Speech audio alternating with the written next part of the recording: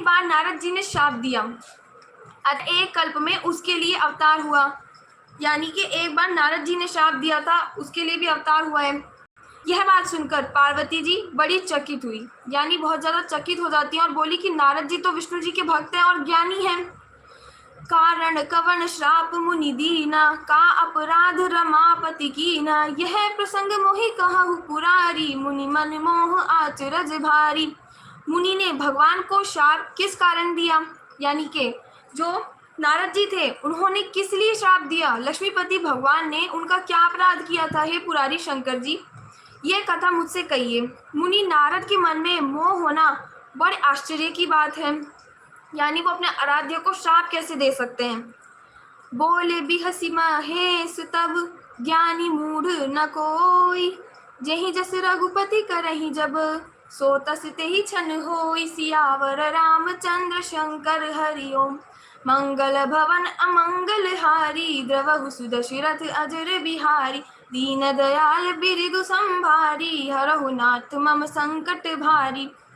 तब महादेव जी ने हंसकर कहा, ना कोई ज्ञानी है ना कोई मूर्ख है। श्री रघुनाथ जी जब जिसको जैसा करते हैं वह उसी क्षण वैसा ही हो जाता है। कहूँ राम गुण गाथ भरद्वाज सादर सुनहु, भव भंजन रघुनाथ भजू। तुलसी तजी मान मद, सियावर रामचंद्र शंकर हरि ओम। याज्ञवल्क्य जी कहते हैं कि हे भरद्वाज, मैं श्री रामचंद्र जी के गुणों की कथा कहता हूँ। यानी याज्ञवल्क्य जी थे, वो कहते हैं भरद्वाज ऋषि से कि मैं श्री रामचंद्र जी महाराज जी के गुणों की कथा कह रहा हूँ, तुम आदर से उसे सुनो। तुलसीदास जी कहते हैं, मान और मद को छोड़कर आवागमन का नाश करने वाले रघुनाथ जी को तुम भजो। हिमगिरि गुहा एक हति पावनी, बह समीप सुर सरी सुहावनी। आश्रम परम पुनीत सुहावा, देखी देव ऋषि मन अति भावा। हिमालय पर्वत में एक बड़ी पवित्र गुफा थी, उसके समीप ही सुंदर गंगा जी बहती थी। वह परम पवित्र सुंदर आश्रम देखने पर नारद जी के मन को बहुत ही सुहावना लगा। निरखि शैल सरि विपिन विभागा, भयउ रमापति पद अनुरागा। सुमिरत हरि शाप गति बाधी, सहज विमल मन लागी समाधि। यानी पर्वत, नदी और वन के सुंदर विभागों को देखकर नारद जी का लक्ष्मीकांत भगवान के चरणों में प्रेम हो गया। भगवान का स्मरण करते ही नारद मुनि के शाप की, जो शाप उन्हें दक्ष प्रजापति ने दिया था और जिसके कारण वे एक स्थान पर नहीं ठहर सकते थे, गति रुक गई और मन के स्वाभाविक ही निर्मल होने से उनकी समाधि भी लग गई। मुनि गति देखी सुरेश डेराना, काम ही बोली कीन सनमाना। सहित सहाय जाहु मम हेतु, चले हर्षि जलचर केतु। नारद मुनि की यह तपोमयी स्थिति देखकर देवराज इंद्र डर गया। उसने कामदेव को बुलाकर उसका आदर सत्कार किया और कहा कि मेरे हित के लिए तुम अपने सहायकों सहित नारद जी की समाधि भंग करने को जाओ। यह सुनकर मीन ध्वज कामदेव मन में प्रसन्न होकर चले गए। सुना सीर मन महु असी त्रासा, चहत देव ऋषि मम पुरबासा। जय कामी लोलुप जग माही, कुटिल काक इव सब ही डेराही। चंद्र के मन में यह डर हुआ कि देवर्षि नारद मेरी पूरी अमरावती का निवास राज्य चाहते हैं। जगत में जो कामी और लोभी होते हैं वे कुटिल कौवे की तरह सबसे डरते हैं। सूख हाड़ ले भाग सट, स्वान निरखि मृगराज। चीनी ले जनी जान जड़, तिमि सुरपति ही नलाज। सियावर रामचंद्र शंकर हरि ओम, मंगल भवन अमंगल हारी। द्रवहु सुदशरथ अजर बिहारी, दीन दयाल बिरदु संभारी। हरहु नाथ मम संकट भारी। जैसे मूर्ख कुत्ता सिंह को देखकर सूखी हड्डी लेकर भागे और वह मूर्ख यह समझे कि कहीं उस हड्डी को सिंह छीन न ले, वैसे ही इंद्र को नारद जी मेरा राज्य छीन लेंगे ऐसा सोचते लाज नहीं आई। तेहि आश्रम ही मदन जब गायऊ, निज मायाम बसंत निर्मयऊ। कुसुमित विविध बिटप बहुरंगा, पूजहि कोकिल गुंजहि भिंगा। जब कामदेव उस आश्रम में गया, यानी उनकी जो समाधि है उसको भंग करने के लिए, किनकी, नारद मुनि की समाधि भंग करने के लिए जब कामदेव वहां जाते हैं, तब उसने अपनी माया से वहां वसंत ऋतु को उत्पन्न किया। तरह तरह के वृक्षों पर रंग बिरंगे फूल खिल गए, उन पर कोयलें कूकने लगी और भौरे गुंजार करने लगे। चली सुहावनी त्रिविध बयारी, काम कृसानु बढ़ावा निहारी। रंबाधिक सुर नारी नबीना, सकल असमसर कला प्रवीणा। कामाग्नि को भड़काने वाली 3 प्रकार की शीतल, मंद और सुगंध सुहावनी हवा चलने लगी। रंभा आदि नव युवती देवांगनाएं जो सबकी सब काम कला में निपुण थी। करही गान बहुतान तरंगा, बहुविधि क्रीड़ा ही पानी पतंगा। देखी सहाय मदन हर्षाना, कीन्हे सिपुनि प्रपंच विधि नाना। वे बहुत प्रकार की तानों की तरंग के साथ गाने लगी और हाथ में एक गेंद लेकर नाना प्रकार के खेल खेलने लगी। कामदेव अपनी इन सहायकों को देखकर बहुत प्रसन्न हुए और फिर उसने नाना प्रकार के माया जाल किए जिससे उनकी नारद जी की समाधि टूट जाए। काम कला कछु मुनि ही न व्यापी, निज भयम डरे मनोभव पापी। सीम की चापी सकई कौतासु, बड़ रखवार रमापति जासु। परंतु कामदेव की कोई भी कला मुनि पर असर ना कर सकी। तब तो पापी कामदेव अपने ही नाश के भय से डर गया। लक्ष्मीपति भगवान जिसके बड़े रक्षक हों, भला उसकी सीमा मर्यादा को कोई दबा सकता है। सहित सहाय सभीत अति, मानिहारी मन मैन।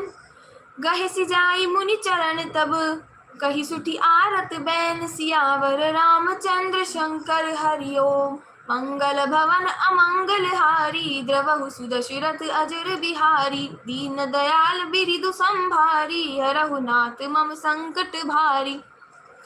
तब अपने सहायकों समेत कामदेव डर गए और अपने मन में हार मानकर बहुत ही आर्त यानी दीन वचन कहते हुए मुनि के चरणों को जाके पकड़ लेते हैं। भयउ न नारद मन कछु रोषा, कही प्रिय बचन काम परितोषा। नाई चरण सिरु आय सुपाई, गयउ मदन तब सहित सहाई। नारद जी के मन में कुछ भी क्रोध नहीं था। उन्होंने प्रिय वचन कहकर कामदेव का समाधान किया। तब मुनि के चरणों में सर नवाकर और उनकी आज्ञा पाकर कामदेव अपने सहायकों सहित लौट गए। मुनि सुशीलता आपनी करनी, सुरपति सभा जाई सब बरनी। सुनी सब कई मन अचरजु आवा, मुनि ही प्रशंसी हरि ही सिरुनावा। देवराज इंद्र की सभा में जाकर उसने मुनि की सुशीलता और अपनी करतूत सब कही।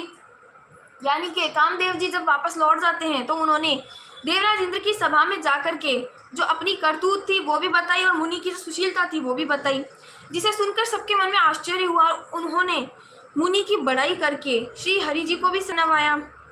तब नारद गवने शिव पाही, जिता काम अहमिति मन माही। मार चरित शंकर ही सुनाए, अति प्रिय जानी महेश सिखाए।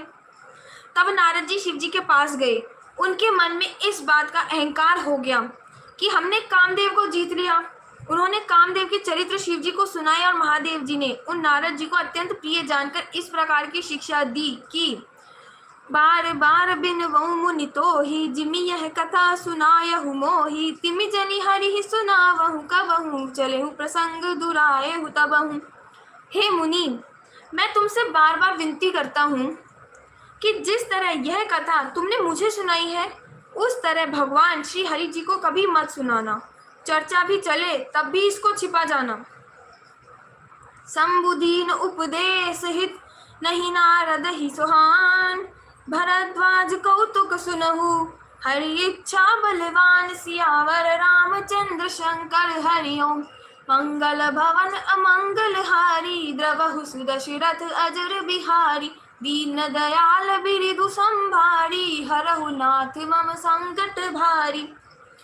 यद्यपि शिव जी ने यह हित की शिक्षा दी पर नारद जी को वह अच्छी नहीं लगी। हे भरद्वाज, अब कौतुक तमाशा सुनो। हरि की इच्छा बड़ी बलवान है। हेलो मोटो।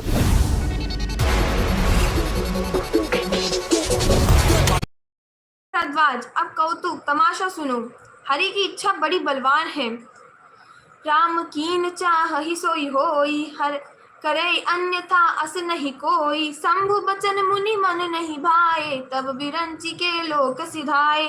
श्री रामचंद्र जी महाराज जी जो करना चाहते हैं वही होता है। ऐसा कोई नहीं जो उसके विरुद्ध कर सके।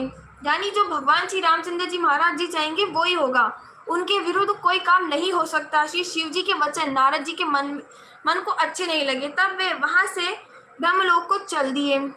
एक बार कर तल बर बीना, गावत हरि गुण गान प्रवीणा, क्षीर सिंधु गवने मुनि नाथा, चह बस श्रीनिवास श्रुति माथा।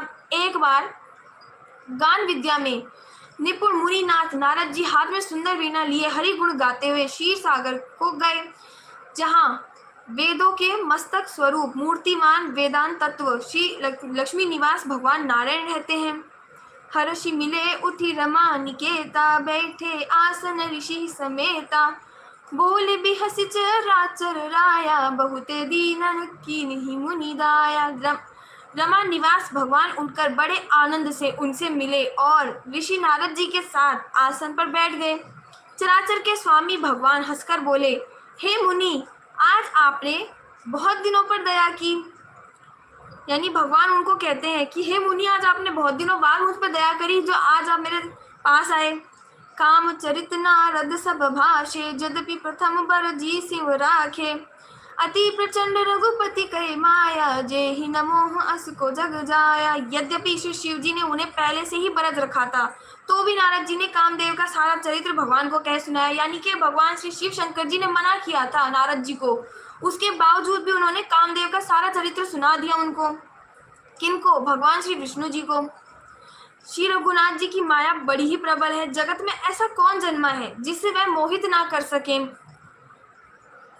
रुख बदन करी बचन मृदु, बोले श्री भगवान, तुम्हारे सुमीरन ते मिटही, मोह मार मदमान, सियावर रामचंद्र शंकर हरि ओम।